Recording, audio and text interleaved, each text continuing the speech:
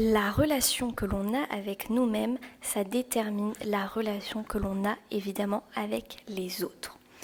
C'est la relation indispensable à développer. C'est vraiment le focus que tu dois avoir à cultiver si on veut avoir des relations qui sont authentiques avec les autres. Je trouve qu'on ne fait pas assez attention justement au fait que notre relation entre moi et moi est hyper importante. Lorsque l'on rencontre des gens, on a envie de plaire. On a cette envie-là et on a envie que les gens nous acceptent. Mais on n'établit pas d'abord nos propres limites. On essaie déjà de connaître les autres avant de se connaître soi. Ce qui est complètement bizarre. Pour pouvoir être totalement bien avec les autres, on doit véritablement se connaître soi-même ou déjà cultiver cette connaissance de soi. En chemin, en tout cas, sur la connaissance de nous-mêmes. Comment est-ce que l'on se comporte avec nous-mêmes? Est-ce qu'on est gentil avec nous-mêmes? En se connaissant mieux, on peut aussi plus facilement se connecter véritablement avec les autres parce qu'en se connaissant mieux, on sait déjà nos limites. La première chose à faire pour se connaître, qu'est-ce que c'est? En premier, je dirais que c'est prendre du temps quotidiennement dans le calme en prêtant attention à ses pensées. Dans le calme, et ça c'est véritablement un trésor, un cadeau. En ayant une pratique, pourquoi pas, de journaling, pas obligé de le faire, mais personnellement ça m'apporte énormément au quotidien. Savoir un peu ce qu'il se passe en nous, sur notre cœur, nos sentiments, le matin, comment on se sent, comprendre vos mécanismes, tout simplement votre comportement, votre système. Voilà, on met au point comme ça peut-être nos désirs, parfois comme ils évoluent. Donc cette pratique-là est très très intéressante et ça permet aussi d'avoir un temps spécifique qui t'appartient.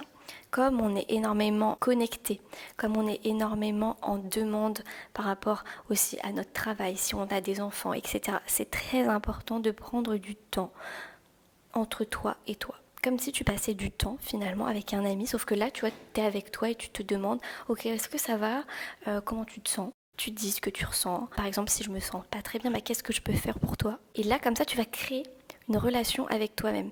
Donc c'est très intéressant aussi pour savoir qui tu es et surtout te faire face et faire face à tes pensées et à tes émotions. Ensuite, en petit 2, je dirais que c'est se poser de réelles questions. Pas les questions qui vont vous envelopper, mais des questions qui vont vous brusquer parce que ça va vous faire avancer x10. Parfois c'est douloureux, on le sait bien sûr. Quelles sont les choses auxquelles j'accorde une grande importance?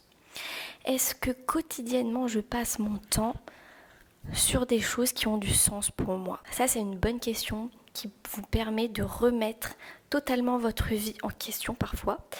Mais c'est très important si vous commencez à vous sentir mal.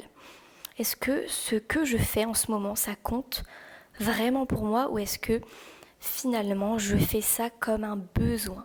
On rappelle qu'un besoin, c'est souvent tiré d'une obligation, donc tiré de quelque chose qui est plutôt mental, d'une peur, d'un manque. Est-ce que je suis vraiment moi-même quand je suis avec les autres? Ou alors est-ce que j'ai un masque que je porte? Ça, c'est des questions que vous pouvez vous poser pour peut-être vous brusquer un petit peu et comprendre. On ne peut pas perdre notre temps sur des choses qui n'ont aucune valeur pour nous. C'est important d'être en accord avec soi-même. Je suis sûre qu'en chacun d'entre vous, il y a quelque chose que vous pouvez même apporter à la communauté. Vous pouvez apporter énormément de choses. Il suffit de débloquer des peurs. Il suffit de regarder un petit peu plus en vous, de vous écouter. Mais alors, vous êtes tous et toutes des trésors. Je te pose cette question. Parfois, quand on a beaucoup d'imagination, c'est une très bonne chose parce que c'est là où on peut justement se créer des environnements où on se projette mentalement et ça aide beaucoup la manifestation, etc.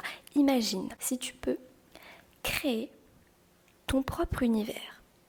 Qu'est-ce que ce serait? À quoi ça ressemblerait?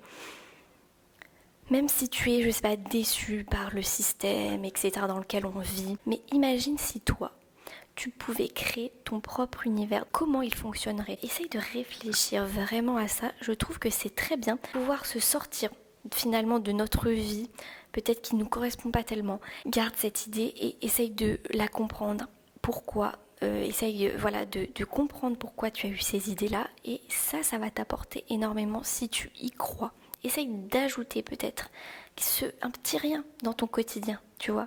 Mais parfois, on a des mécanismes qui n'ont aucun sens pour nous. Ensuite, lorsque vous vous posez toutes ces questions au quotidien, demandez-vous, est-ce que je me sens alignée ou alors pas du tout? On est parfois très très dur avec nous-mêmes et souvent, c'est nous qui nous tirons vers le bas tout seul. On ne veut pas se pardonner. Comment est-ce que j'ai pu faire ça? Ça m'empoisonne de l'intérieur.